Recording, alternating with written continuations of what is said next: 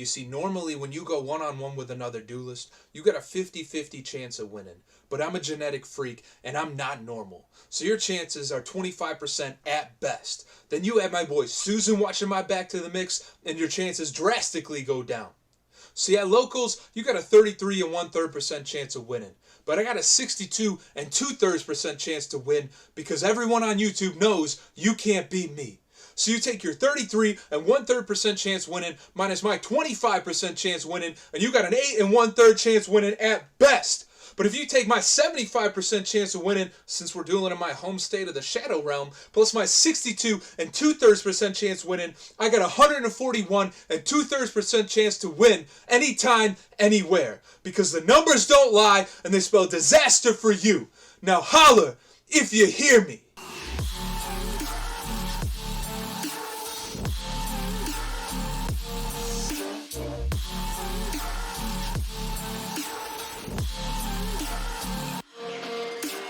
What's up, crew? Welcome back to Libertalia Game Supply. Today we're taking a look at an updated version of Tri-Brigade Bujin, the Bujin Brigade here. Now this list is kind of based on some comments I got on the previous video, and that one's fairly old now. There's a really nice comment, really in-depth, as well as a deck list, so you can take a look at that here.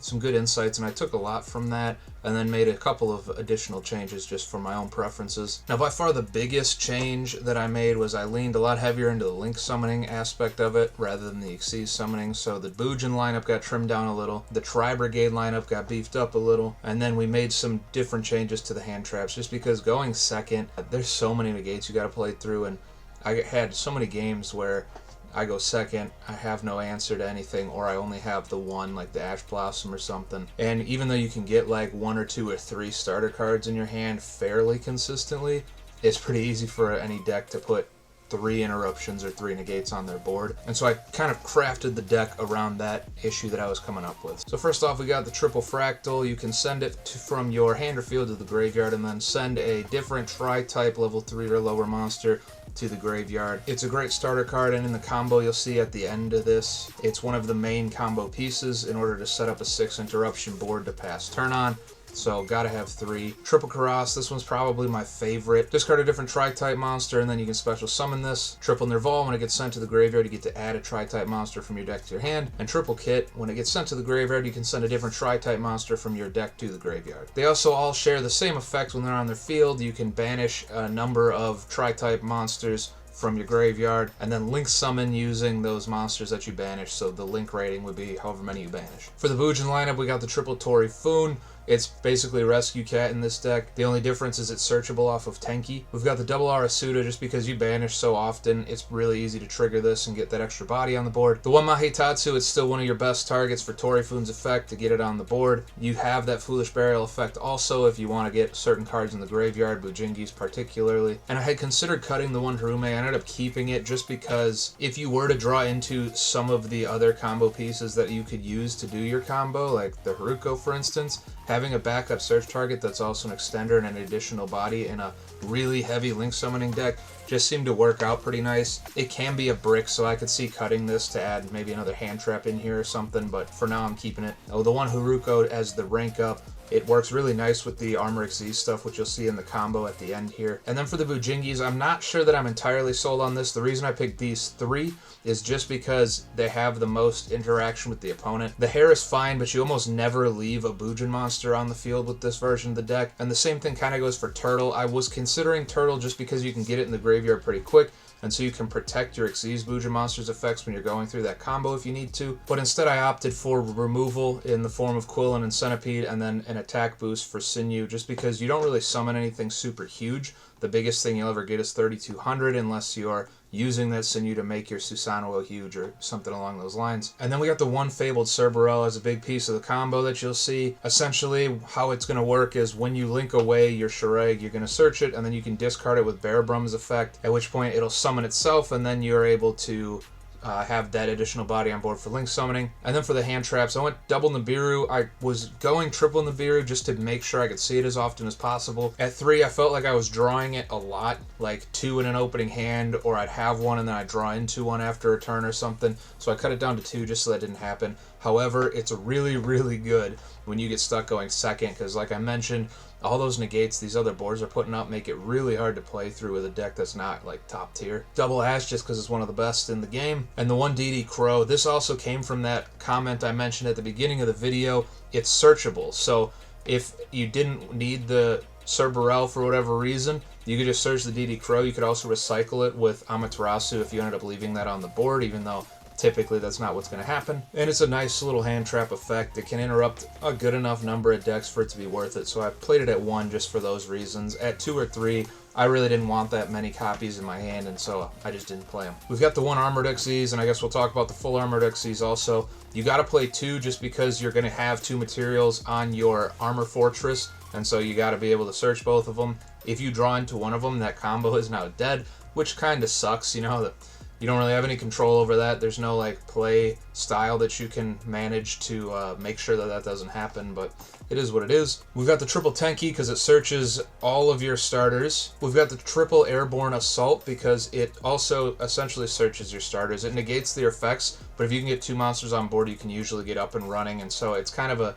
decent backup to not having your, you know, your 2-card combo. Or you can get the same board with a few different combinations of card, but the 2-card combo with any other tri-type monster is typically what I'm looking to see. And so this is just to hopefully be able to push through some shit hands and still come out with that board. The 1 Call By, try to protect from the hand traps. And then we're playing the 1 Revolt and the 1 Imperm.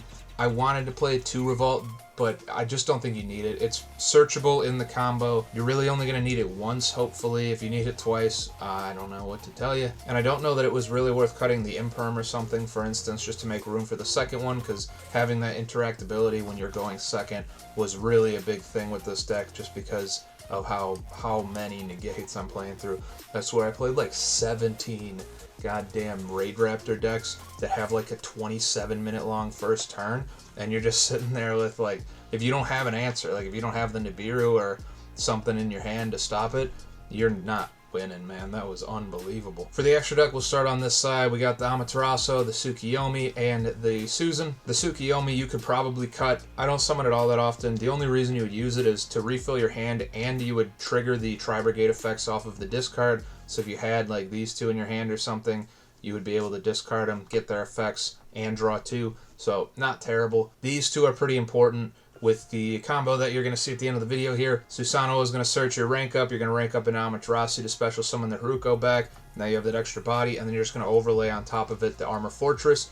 The Armor Fortress, you're going to detach 2 to search your 2 Xyz, spell, and trap cards here, and then you're going to pass the turn with the trap card in the back row, or in the combo you're going to discard the trap card and just rank right up into the Dark Lancer so that you have that steal effect. For the Link monsters, we got the 1 IP and the 1 SP. SP is a ridiculous card, totally busted. I think the YCS or whatever it was that just happened this past weekend, I believe I saw something that said that every deck that topped was playing at least 1 copy of this card.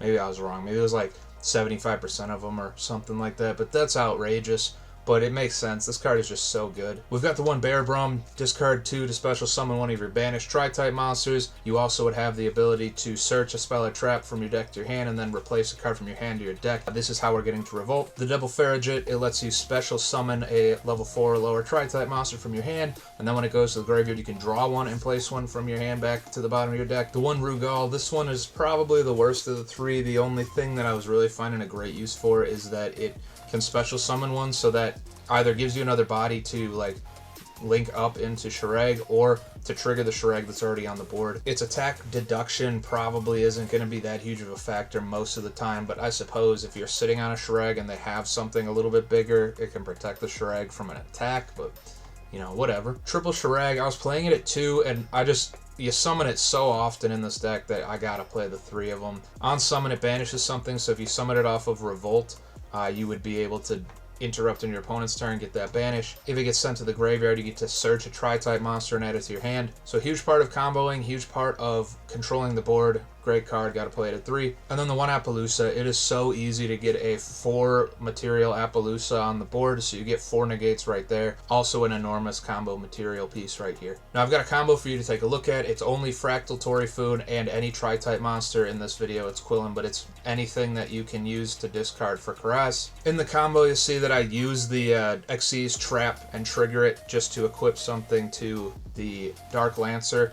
Obviously, you're going to save that until your opponent's turn. I just wanted to show that that's what I was trying to set up. So don't make that mistake. That isn't going to help you if you're going first. You want to sit on that trap in the graveyard that you discarded so that on your opponent's turn you can banish it, steal something. There you go. I also got a replay in here that is against one of the many, many Raid Raptor decks I played against, so you check that out. I tried to make use of a lot of the new stuff I added in here just to try to show it off a little bit, but there was some decent back and forth there, so I thought it was a good enough replay, and the person was kind enough to let me actually finish the whole game, so thank you so very much. I appreciate it. If you're a Bujin fan at all, I highly recommend you try something like this out. It takes a little bit longer to get a hang of than Bujins, in my opinion, just like straight up Bujins. But it's a pretty fun deck once you get the hang of it. It combos way harder than Bujins do. It's a lot less linear. It's not so much Torifun or bust like Bujins are. So give it a go, and if you do, let me know how that works out for you. Happy deck building. I will see you in the next one. Have a good one. Goodbye.